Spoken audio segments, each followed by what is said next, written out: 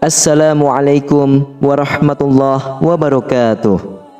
Innal hamdalillah nahmaduhu wa nusalli wa nusallimu ala rasulihil karim. Ashhadu an la ilaha illallah wa ashhadu anna Muhammadan abduhu wa rasuluh. Allahumma salli ala sayyidina Muhammad wa ala ali sayyidina Muhammad. Amma ba'd. Sahabat beriman yang dirahmati oleh Allah Subhanahu wa taala, kehadiran malaikat di rumah tentu membawa rahmat dan berkah dari Allah Subhanahu wa taala. Jadikan rumah sebagai tempat yang nyaman untuk tinggal bersama keluarga, sekaligus tempat yang sering didatangi oleh para malaikat. Allah Subhanahu wa taala telah menugaskan para malaikat mengunjungi rumah-rumah umat muslim. Kehadiran para malaikat di rumah tentu diidamkan seluruh orang yang beriman. Namun, para malaikat tidak asal singgah di suatu rumah jika di dalamnya tidak diisi dengan kebaikan dan ketakwaan kepada Allah Subhanahu wa taala. Malaikat dapat diundang ke rumah dengan banyak cara. Sahabat beriman yang dirahmati oleh Allah Subhanahu wa taala, berikut adalah beberapa ciri-ciri rumah yang sering didatangi oleh para malaikat. Silakan simak penjelasan video ini hingga akhir agar para sahabat bisa memahami dan dapat mencerna apa isi yang terkandung dalam video ini supaya tidak gagal faham. Dan semoga para sahabat yang sudah menyimak video ini hingga akhir, semoga Allah Subhanahu wa taala balas dengan kebaikan, dilancarkan rezekinya bertubi-tubi, diberikan kesehatan, keberkahan, dan dimudahkan segala urusannya baik di dunia maupun di akhirat kelak.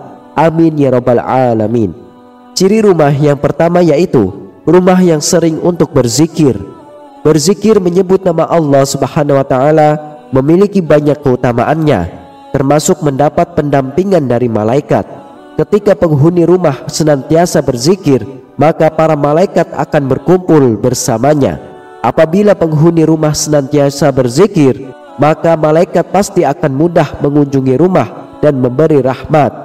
Dari Abu Hurairah radhiyallahu anhu bahwa Rasulullah sallallahu alaihi wasallam bersabda, suatu kaum tidak duduk dalam suatu tempat untuk berzikir kepada Allah kecuali mereka dikelilingi oleh para malaikat dan diliputi rahmat, dan Allah menyebut mereka termasuk orang-orang yang ada di dekatnya. Lalu yang kedua yaitu rumah yang dijadikan tempat sholat. Sholat adalah ibadah yang paling utama bagi seorang muslim.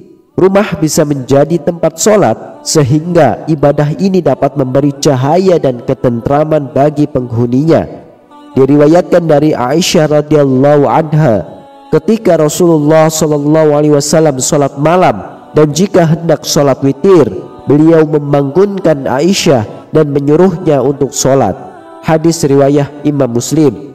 Hendaklah di dalam rumah disediakan mihrab atau tempat sholat sebagai tempat khusus untuk mengerjakan sholat, sebagaimana anjuran ini diisyaratkan dalam firman Allah Subhanahu wa taala, yaitu di surah Al-Imran ayat 39, yang artinya, kemudian malaikat Jibril memanggil Zakaria sedang ia tengah berdiri melakukan sholat di mihrab. Katanya, sesungguhnya Allah mengembirakan kamu dengan kelahiran Yahya yang membenarkan kalimat yang datang dari Allah, menjadi ikutan, menahan diri dari hawa nafsu, dan seorang nabi termasuk keturunan orang-orang soleh.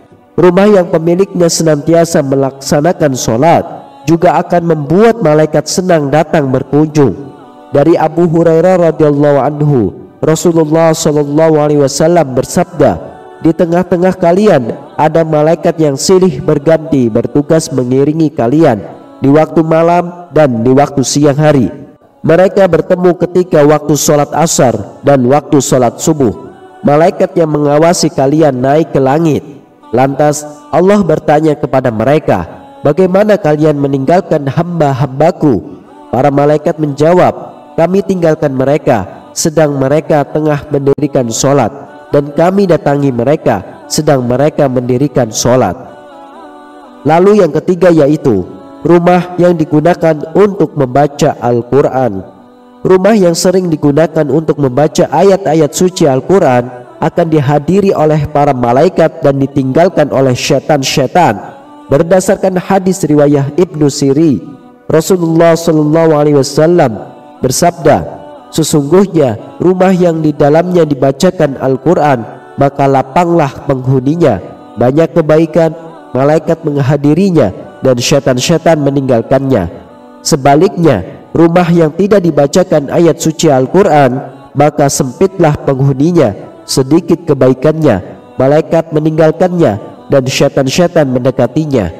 Rasulullah telah mengajarkan kepada kita cara menjaga diri dan rumah dari syaitan. Salah satu contohnya, ketika seseorang muslim masuk rumahnya sambil mengucap bismillah, setan akan berkata kepada teman-temannya, mari kita pergi, tidak ada tempat bermalam untuk kita di rumah ini.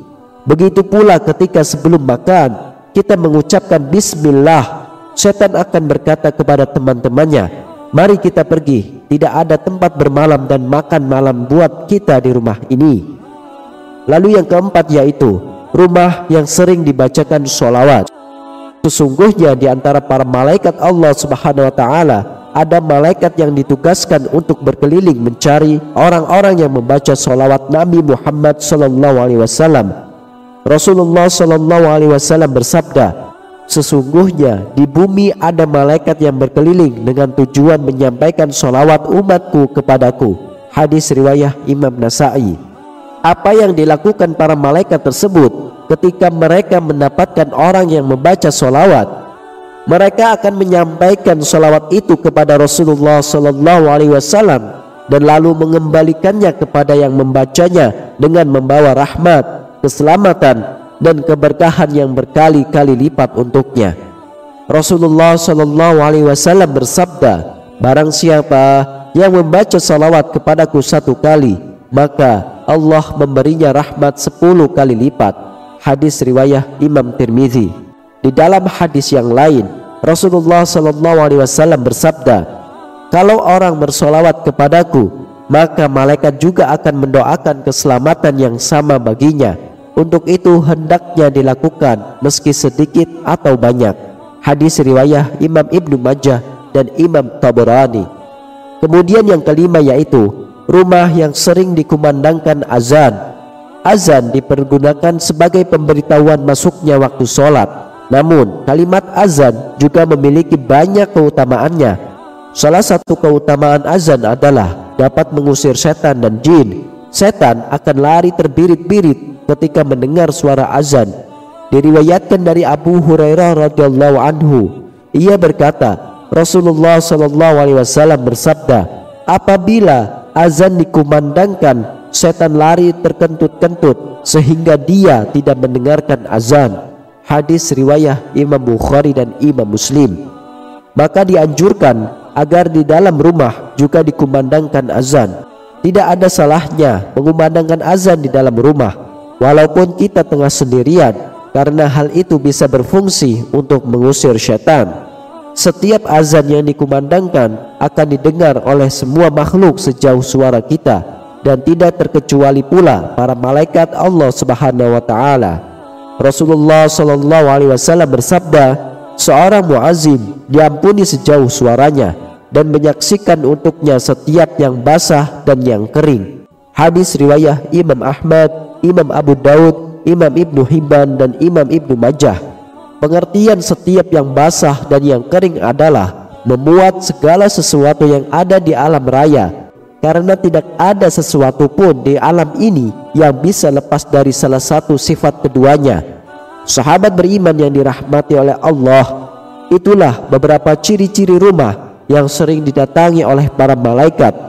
Semoga rumah kita termasuk salah satu yang mendapat limpahan rahmat, keberkahan dan perlindungan dari Allah Subhanahu wa Ta'ala. Amin ya rabbal alamin. Hanya ini yang bisa saya sampaikan. Semoga bermanfaat untuk kita semuanya. Wassalamualaikum warahmatullahi wabarakatuh.